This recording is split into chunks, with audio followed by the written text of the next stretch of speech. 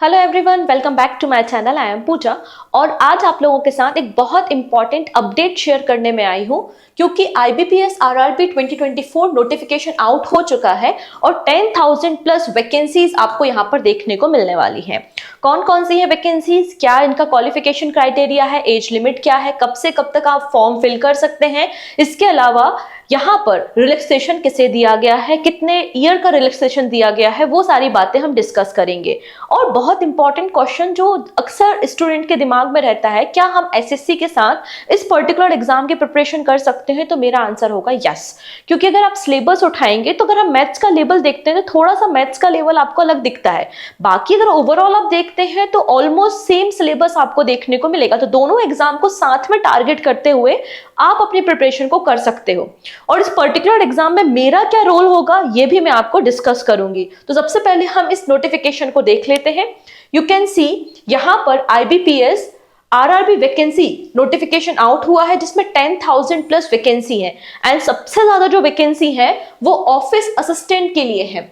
जैसे कि नॉर्मल जो आईबीपीएस एग्जाम्स होते हैं उनमें एक वैकेंसी होती है विच इज क्लर्क। यहाँ पर क्लर्क नाम से कोई वैकेंसी नहीं है, क्लर्क मतलब यहाँ पे ऑफिस असिस्टेंट से है, तो इक्वल टू क्लर्क की वैकेंसी आपको देखने को मिल जाएगी। 5,800 के आसपास यहाँ पर वैकेंसी है, ठीक है। फिर आप देखेंगे यहाँ ऑफिसर स्केल 1, स्केल 2 और स्केल 3 के लिए वैकेंसीज हैं जिनके अलग अलग पेपर्स होते हैं जिनको अभी हम डिस्कस करेंगे। तो अगर ओवरऑल आप जोड़ लें, इनको एड ऑन कर लें तो 10,000 प्लस वैकेंसीज यहाँ पर आउट हुई हैं।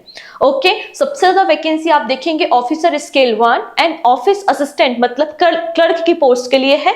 आप जो भी जिस भी स्टेट से बिलोंग करते हैं आप उस स्टेट के आरआरबी से बिल्कुल फॉर्म फिल कर सकते हैं, ठीक है। अब एग्जाम कौन कंडक्ट करता है, तो जैसा कि मैंने बताया आईबीपीएस मतलब institute of banking personal selection, यहाँ पे ऑर्गेनाइजेशन है जो आपके एग्जाम को कंडक्ट करेगी। Officer assistant scale 1, scale 2 and scale 3 examination होंगे, ठीक है। अभी हम बात कर रहे हैं ओनली फॉर क्लर्क। तो 5,800 के आसपास वैकेंसीज है, ऑनलाइन मोड है जिसमें आप फॉर्म फिल कर सकते हैं।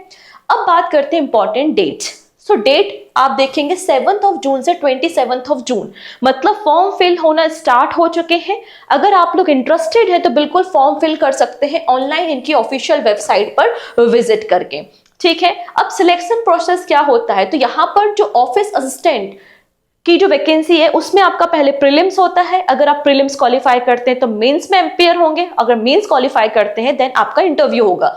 मतलब ओवरऑल 3 डिफरेंट फेजेस होते हैं, 3 फेजेस होते हैं, आपका इंटरव्यू है, मेंस है एंड प्रीलिम्स है, राइट।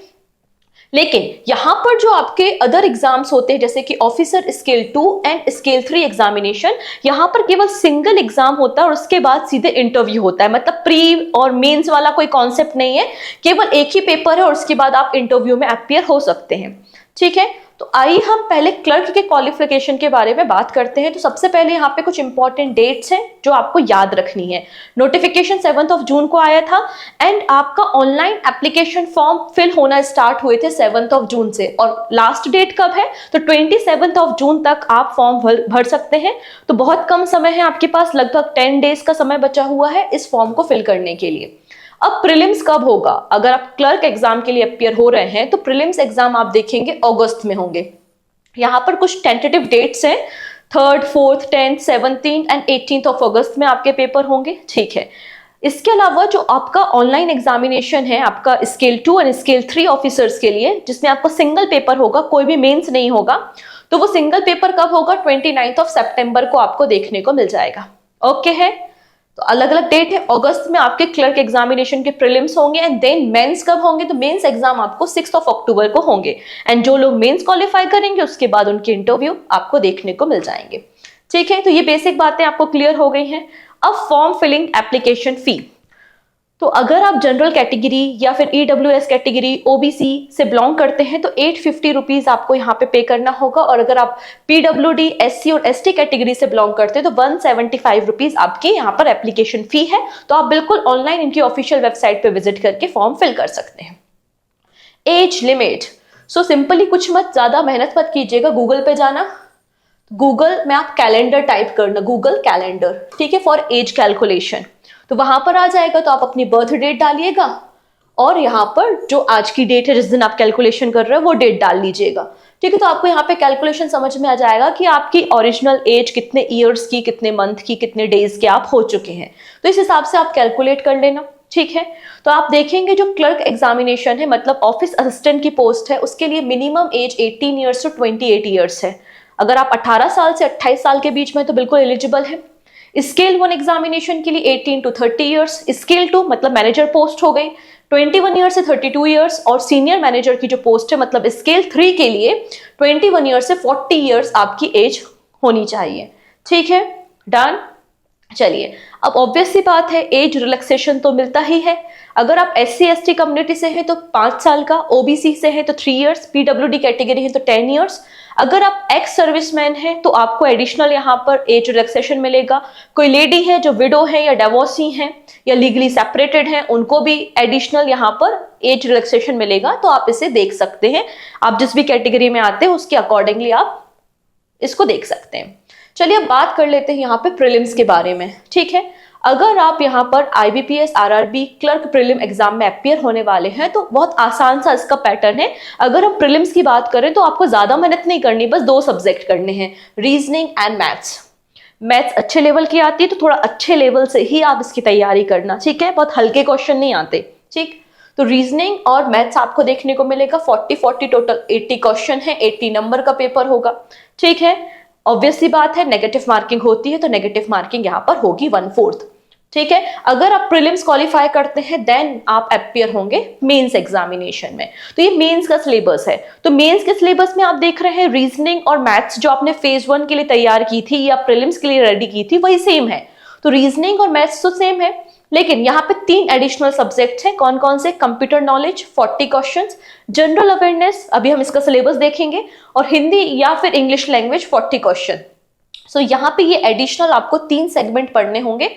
ठीक है, तो अभी आप इन 3 सेगमेंट पे फोकस धीरे धीरे करो, थोड़ा थोड़ा करो, लेकिन मेन फोकस आपका किसमें होना चाहिए? रीजनिंग और मैथ्स। क्योंकि रीजनिंग और मैथ्स को आप इस तरीके से तैयार कर लो कि फेज 2 या मेंस तक का आपका तैयारी अच्छे से हो जाए, उसके बाद इन पे फोकस करना। कंप्यूटर नॉलेज एक छोटा सा सब्जेक्ट होता है, आप इसको अगर अच्छे से पढ़ोगे तो 20 डेज में आप पूरा प्रिपेयर कर सकते हो। ठीक है, similar English and general awareness. General awareness में करंट अफेयर्स एक बहुत मेजर रोल प्ले करता है, एंड करंट अफेयर्स आपको 6 to 8 मंथ का करना होता है। कितना? 6 to 8 मंथ। बहुत ज्यादा नहीं करना कि 1 साल 2 साल का पढ़ने बैठ गए हैं, बिल्कुल नहीं। मिनिमम 6 मंथ और मैक्सिमम 8 मंथ का आपको करंट अफेयर्स रेडी करना है फॉर दिस पर्टिकुलर एग्जाम। जान इतनी चीजें। और ऑब्वियस सी बात है अगर आप सुबह 9 बजे करंट अफेयर्स देख रहे होगे तो ये वाला सेगमेंट तो कवर हो रहा है। तो इस तरीके से आपको 200 नंबर के क्वेश्चन है, 200 क्वेश्चन है, और लगभग 2 घंटे का समय आपको मिलेगा इस पर्टिकुलर एग्जाम को देने के लिए। अभी हम बात कर रहे थे केवल जनरल अवेयरनेस के बारे में, तो देखेंगे आप जनरल अवेयरनेस का सब्जेक्ट सिलेबस क्या है। तो करंट अफेयर्स जैसे कि मैंने कहा minimum 6 month to maximum 8 month का करंट अफेयर्स आप रेडी करो। ओके, नेक्स्ट है स्पोर्ट्स, इसी के अंदर कवर हो ही जाता है। एब्रीविएशन, मैं अक्सर इंपॉर्टेंट स्कीम्स वगैरह के एब्रीविएशन आपके साथ डिस्कस करती रहती हूँ, तो एब्रीविएशन से क्वेश्चन आते हैं।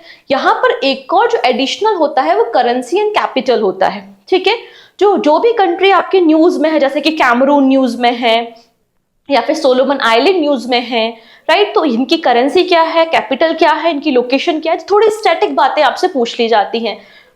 जनरल साइंस लिखा जरूर है लेकिन बहुत ही कम वेटेज होता है, जो इंपॉर्टेंट चीजें होंगी वो मैं डिस्कस कर लूंगी।